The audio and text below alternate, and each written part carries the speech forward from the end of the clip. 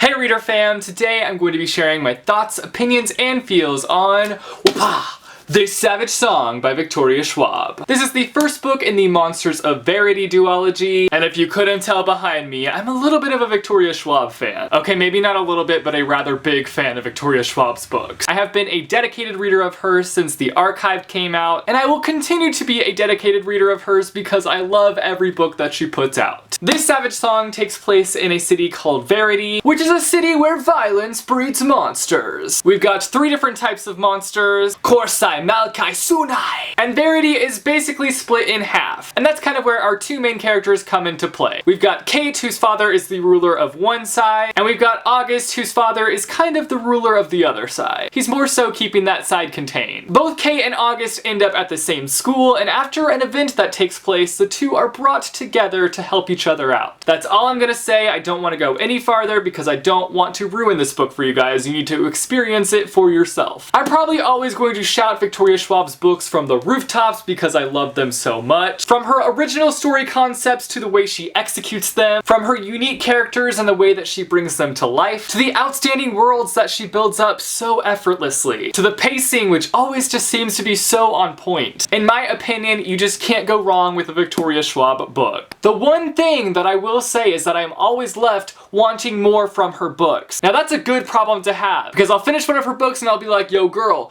you totally could have added 150 pages to that book and I would have been a-okay with it. For me, one of the things that really stuck out to me about this book is how atmospheric it is. The way that she wrote about this world and how dark it was just lingered on every page. You could tell how cutthroat and brutal this world was because every page was drenched in gloom. The story itself is just something that I've never seen be done before. Violence breeding monsters, hello originality. Kinda sounds like a wild idea, but it's executed excellently. This story also has a rather mysterious element that shines through. There were several things throughout this book that I just had so much fun like theorizing about, even though I was only right about one thing, because let's be real, I'm terrible at theorizing, but I still had a lot of fun trying to figure out what the heck was going on. Another thing that I loved were all the different action sequences, and there were quite a few throughout this book. And let me just tell you, they're each heart-thumping, lip-biting, adrenaline rushes that will have you gripping your book for dear life. That might be a little bit dramatic on my part, but all in all, they're each great. The thing that I loved the most about this story is how it's solely rooted on this idea of the power of friendship, and how the bond of a true friendship is unstoppable. I think one of the story's strong points is the fact that there is no romance in this story, and I'm not saying that romance is a bad thing, but in young adult literature, a lot of stories are driven by romance. And while not every young adult book is driven by romance, there are a lot of young adult books that have that storyline within them that have a romantic relationship. And I know that some people will probably end up shipping August and Kate, and that's fine. You do you. But I just found it so refreshing to have this book where romance doesn't come into play. And I loved seeing the bond form between August and Kate. It is a very unlikely friendship. The 2 are very different,